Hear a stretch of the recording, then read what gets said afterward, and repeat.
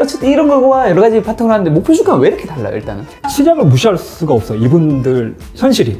근데 이제 주가는 4만 원이에요. 근데 목표 주가를 10만 원을 제시하면 사람들이 야이씨, 애널리스트 입장에서 그렇게 크게 목표를 제시할 수가 없어. 지금 현재 시장이 이렇게 가고 있는데, 그러다 보니까 오히려 애널리스트들이 제시하는 가격이 저는 비슷해서 문제라고 봐요. 다양한 의견이 안 나오는 것 같아요. 내가 무슨 잔다르크고 내가 무슨 목표 주가는 어차피 뭐 지금 시장에 맞춰가지고 플러스 얼마에 매수하라고 뭐 이렇게 했겠지. 가운데 과정을 봐요. 왜 얘가 이 회사에서 좋다고 얘기를 하는 거고, 회계사님이 확률이 제 확률보다 좀 더 높은 거잖아요. 제가 이렇게 한다고 해서 막 8, 90% 확률을 노리는 게 아니라 50%를 넘겨보려고 노력하는 거예요. 오늘 이 주제는 회계사의 투자편입니다. 애널리스트 분들 목표 주가들 다 말하잖아요. 카카오 목표 주가 19만원, 여기 뭐 20만원, 19만원, 이게 다 좀 다르잖아요. 네. 그런 전문가분들, 애널리스트 분들은 어쨌든 재무제표도 보겠죠. 네. 어쨌든 이런 거와 여러 가지 바탕을 하는데 목표 주가는 왜 이렇게 달라요? 일단은 사실은 이제 목표 주가를 산출하는 과정 자체를 오픈하지 않는 경우도 일단 많고요. 시장을 무시할 수가 없어요. 이분들 현실이. 뭐 삼성전자를 자기가 분석하기에는 10만 원이에요. 근데 주가는 4만 원이에요. 근데 목표 주가를 10만 원을 제시하면 사람들이 야이씨. 아니면 반대로 지금 10만 원인데 목표 주가를 4만 원을 제시하면 뭐야?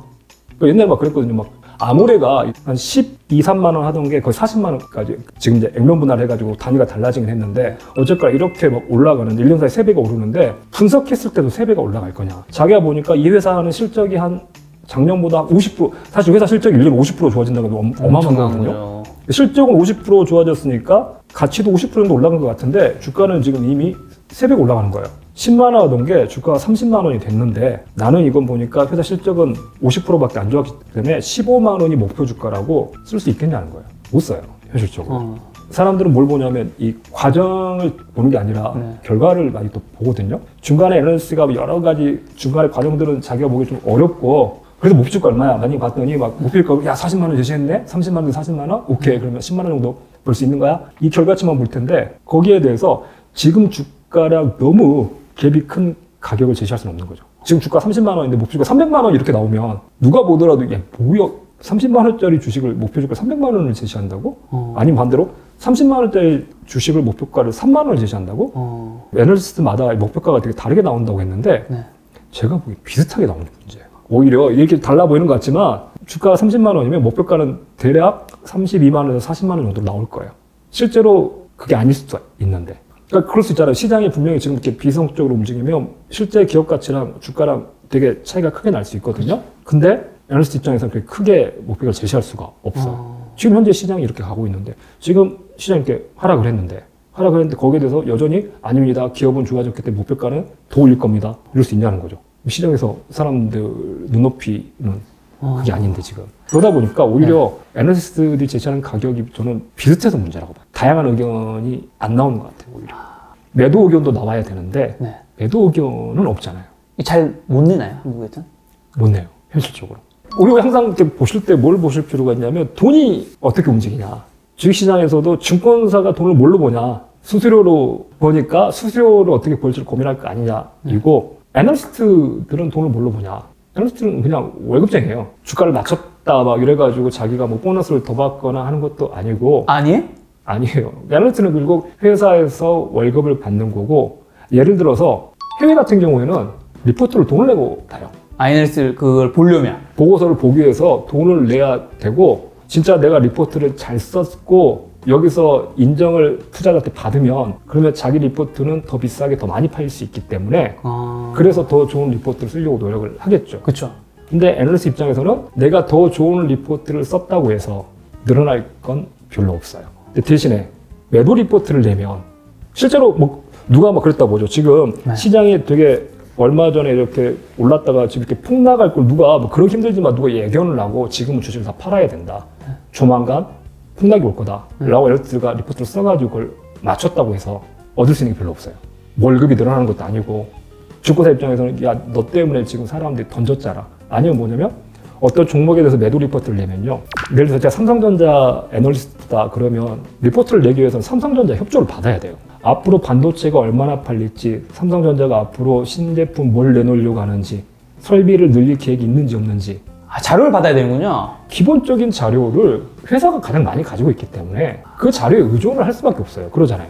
그 자료 받고 매도 리포트 내면 어떻게 돼요? 그 자료 받고 매도 리포트 내는 순간 그 다음부터 자료 안 줘요. 너 저번에 내가 자료 줬더니 우리 회사 팔라고 그랬잖아.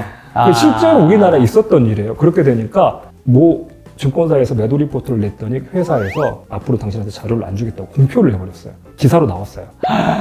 아까 말씀드린 애널리스트 입장에서 내가 매도 리포트를 냈을 때 얻을 수 있는 건 아무것도 없고 받는 월급도 똑같은데 네. 대신 매도 리포트 내는 순간 전화통이 날려나요. 그 회사 일단 주주들이 가만히 안 있어요.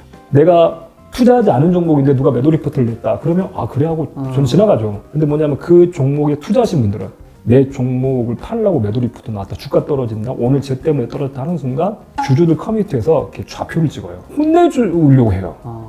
애널리스트 월급쟁인데 매도 리포트 냈더니 뭐 플러스 된 거 하나도 없고 주주들한테 막 공격 들어오고 나 절대 그런 일을 하면 안 되는데 개인 신상을 오픈하는 경우도 있고 그랬어요. 하긴 매수 리포트는 그렇게 막 공정할 일이 그렇게 많지는 않겠네요. 내가 매수 리포트 쓰면 그냥 일상이 그냥 평온한 거예요. 나도 월급쟁이인데 그냥 가서 아침에 가서 출근하고 퇴근하고 싶은 거고요. 네. 평온한 직장 생활을 할 수 있는데 네. 왜 매도 리포트를 내 가지고 내 그 일상의 평화를 무너뜨릴 이유가 이유가 없죠. 내가 무슨 잔다르크고 내가 무슨 그러니까 그렇게 돌아갈 수밖에 없는 구조가 되고 그렇기 때문에 저는 애널리스트들이 뭐 목표 주가를 못 맞췄다고 해서 욕을 할 필요는 전혀 없고요. 대신 저는 리포트 봐요. 그 애널리스트는 리포트 되게 좋아요. 근데 뭘 보냐면 사람들은 앞에 건 안 보고 뒤에 목표 주가만 보는데 네. 저는 반대로 목표 주가는 안 봐요. 뭘 봐요? 목표 주가는 어차피 뭐 지금 시장에 맞춰가지고 플러스 얼마에 매수하라고 뭐 이렇게 했겠지. 가운데 과정을 봐요. 왜 얘가 이 회사에서 좋다고 얘기를 하는 거고 어떤 자료들을 바탕으로 그런 판단을 내렸는지. 뭐 예를 들어서 뭐 건강기능식품 시장이 성장을 할 거다. 이쪽이 시장이 커지면서 사람들 이 회사 이익이 늘어날 것 같으니까 네. 목표가 얼마를 제시를 하는데 이게 판단하는 근거가 있거든요. 건강기능식품 시장이 커진다고 얘가 판단하는 근거가 뭐냐 봤더니 뭐 식품의약품 식약처에서 이런 데이터가 나오는데 식약처 데이터를 봤더니 건기식 시장이 이렇게 10%씩 성장하고 있고 앞으로 이만큼 성장한다고 예상을 하고 있더라. 아 그래? 그러면 제가 식약처 홈페이지에 들어가가지고 네. 걔가 이용한 자료를 봐요. 얘가 리포트 쓸 때는 작년 상반기 6월 달에 나왔던 리포트인데 네. 하반기에 건기식 시장 계속 성장하고 있는지 그 예상대로 가고 있는지 목표가가 나오기까지 의사결정을 내리기 위해서 활용한 자료들이 어디 있고 근거가 뭐였구나 그걸 내가 가져와서 내가 독립적으로 판단해 보기 위해서 가져오는 거지. 목표 주가의 맥락을 봐야 되는 거고. 그렇죠. 나오기까지 과정이 중요하고 그게 지금 어떻게 바뀌었냐, 그대로 유지가 되고 있냐, 이번에 코로나 바이러스로 인해서 그 시장에 변화가 생겼냐 이런 것들을 봐야 되는데 이건 무시하고 야 목표가 제시했는데 왜 목표가보다 주가가 떨어져?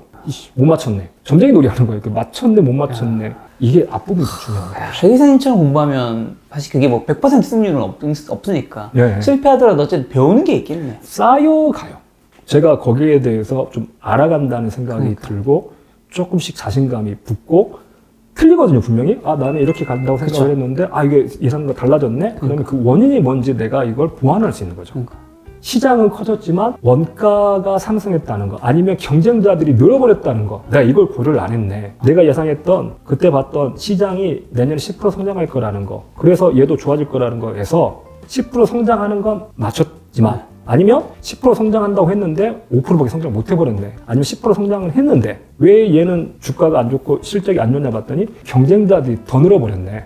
시장은 10% 성장했는데 업체는 20%가 늘어버리면 그만큼 개별 회사의 몫은 줄어드니까 경쟁업체 늘어나는 거 이거 예상을 못했구나. 그럼 앞으로 뭐만 봐야 될까요? 시장이 얼마나 팔리는지 시장 데이터도 봐야 되지만 업체들이 증가하는지도 같이 봐야겠구나. 이런 식으로 뭔가 하나씩 붙어가면서 거기에 대해서 이해가 깊어지고 쌓여야 되는데 저 회계사님 얘기 들으니까 제가 지난 12월에 미국에 갔다 왔던 게 생각이 나는 게 미국에 가면 라스베가스에 카지노 같은 걸 많이 하잖아요.